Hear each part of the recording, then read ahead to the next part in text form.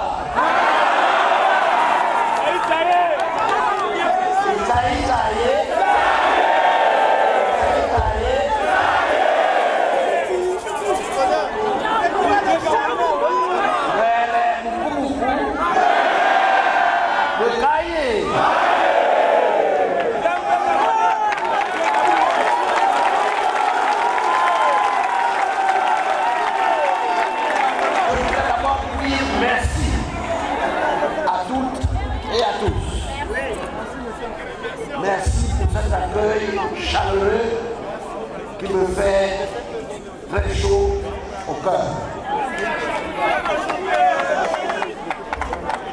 Qui a dit que le peuple n'était pas là? Même ceux qui ont voulu l'empêcher de se sauver n'ont pas réussi. Le peuple, c'est comme l'eau, passe partout. Vous ne pouvez pas toucher le peuple avec les doigts de la main comme ça.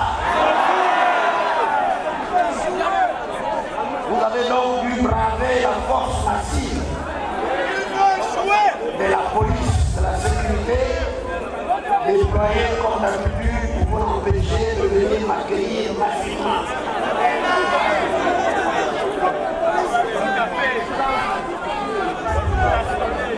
Je veux remercier particulièrement les jeunes et les femmes qui se sont mobilisés.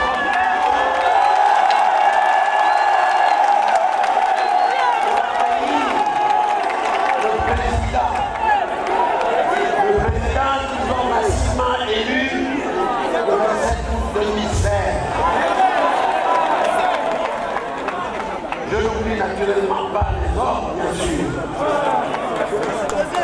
Mais le remerciement va aussi à l'endroit des membres de la coalition de la nouvelle République qui ont bien voulu sacrifier de leur temps pour venir personnellement m'accueillir cet après-midi à l'occasion de mon retour au pays.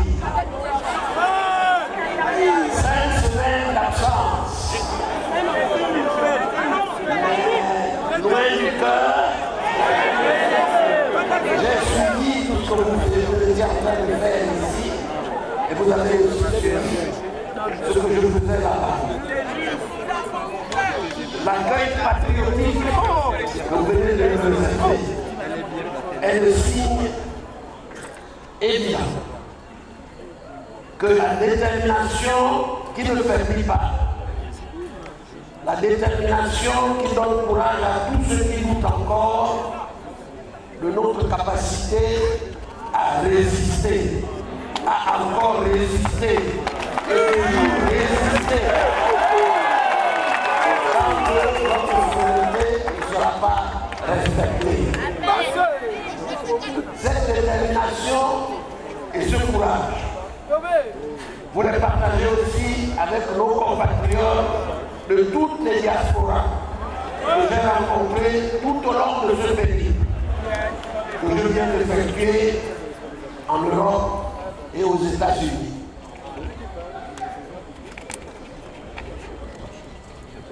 Je salue ici la mobilisation des autres compatriotes vivant dans d'autres pays, en Afrique, en Asie et ailleurs.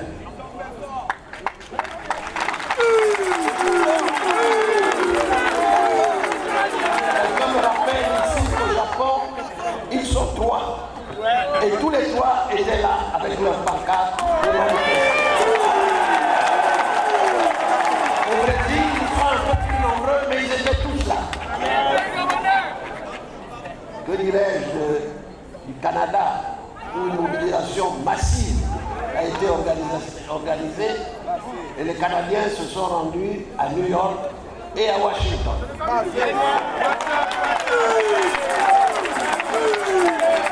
Angleterre, à Londres, on a créé un comité de résistance et vous avez vu dans les médias ce que ce comité est en train de faire. Ils ont créé le comité de résistance, ils ont levé les cotisations et ils font tout seuls ce que nous devons tous faire. On va le faire. On a chassé Yamado. Mais ça, vous nous racontez ces portes là. On est dans la taille de mer.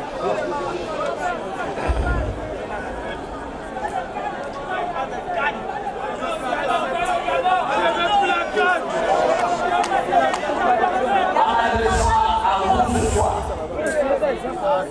j'ai comme vous une pensée particulière pour Bertrand Zili, Gilbert Polo, Alistair Téléliaï et tous les autres compatriotes qui coupent encore dans les geôles insalubres de ce pouvoir illégal et illégitime. Il faut sortir. Il y en a beaucoup d'autres. J'ai cité seulement quelques-uns. Nous pouvions parler de Ben Coraison. Nous pourrions parler aussi de tous ceux qui ont été enfermés. Tous les jours, on arrête des compatriotes.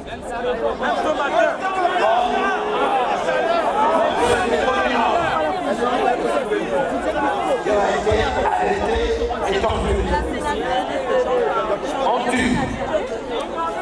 Comme dans la Yanga, on a retrouvé un des compatriotes et collaborateurs d'un de nos illustres collègues qui a quitté le ministère de la Justice.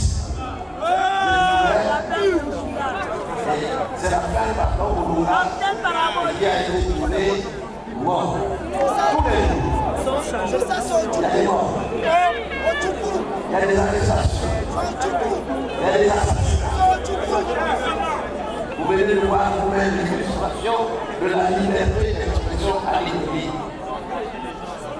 On a mobilisé toute l'armée, toute la police, toute la gendarmerie et même les milices pour empêcher simplement le Gabon de venir accueillir leur président élu.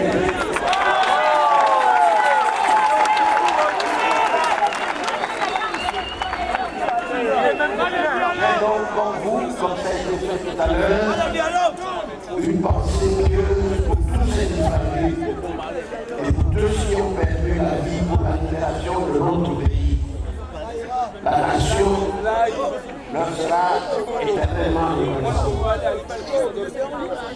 Mes chers compatriotes, comme vous l'avez suivi à travers les médias et les réseaux sociaux, j'ai rencontré nos partenaires internationaux et les amis du Gabon pour évoquer avec eux la grande crise que traverse notre pays depuis le coup d'État militaro-électoral perpétré par Ali Bongo et ses forces militaires.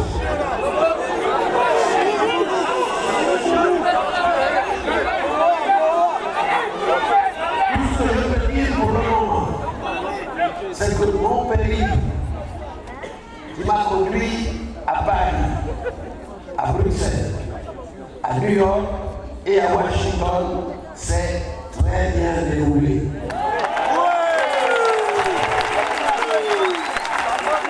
Tous les interlocuteurs ont été attentifs à notre cause, qui est une cause juste.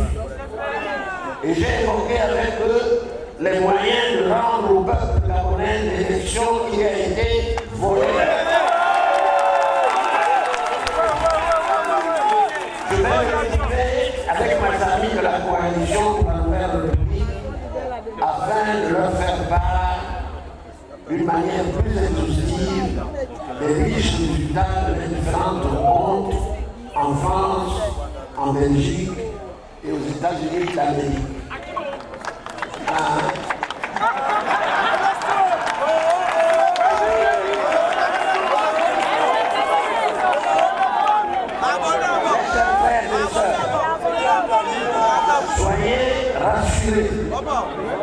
Le monde entier sait parfaitement ce qui s'est passé au Gabon. Toutes les chancelleries savent avec certitude que c'est moi.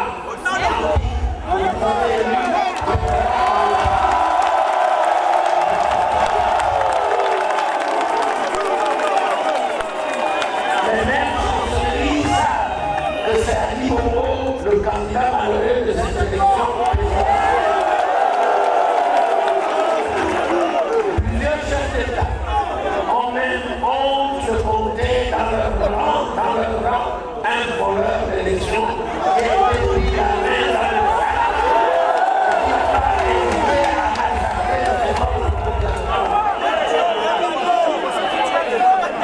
Il a beaucoup eu se montrer dans les conférences internationales ici et là pour essayer de se faire une dignité démocratique. Rien n'y fera. Il sera partout regardé comme un éternel,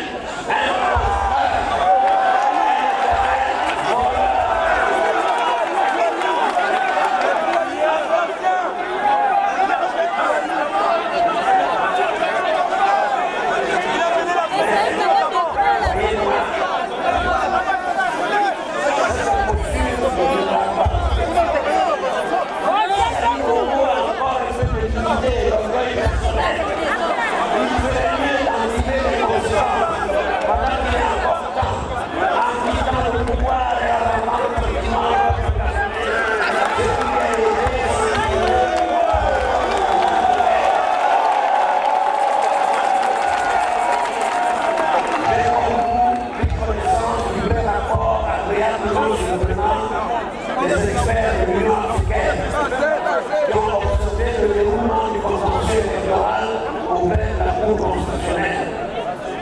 Ce rapport est accablant pour les justices qui gouvernent aujourd'hui le Gabon. Une honte pure. Comme vous, j'ai appris que la même Cour constitutionnelle, la tristement célèbre tour de prise, a une nouvelle fois confirmé sa collusion incestueuse avec Ali Bongo en refusant de saisir la dernière chance qui lui était offerte. Le concours en religion brillamment présenté par nos deux avocats à qui je rends ici hommage pour le travail à la vie.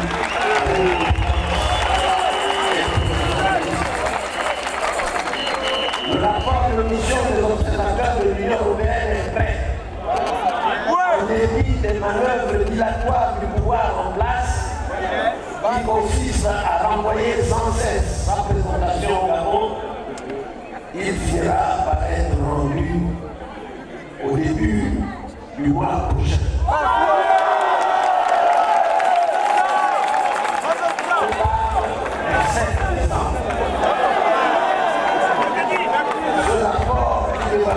L'unité de l'imposture est très attendue. Il constituera une étape déterminante de ce processus électoral historique. Dès que nous aurons pris connaissance du contenu de ce rapport, je m'adresserai au peuple gabonais. Gardez donc espoir et ayez confiance. Continuez à résister en restant déterminés et activement mobilisés. Ce combat est le combat de notre vie. Comme je l'ai dit à nos compatriotes, la diaspora a bâti en paraphrasant Gandhi que je cite: les batailles de la vie ne sont pas gagnées par les plus forts ni par les plus rapides, mais par ceux qui n'abandonnent jamais.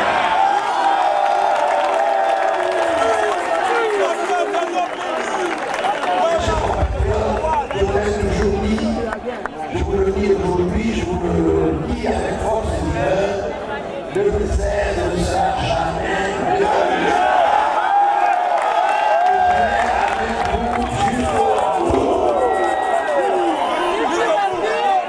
Je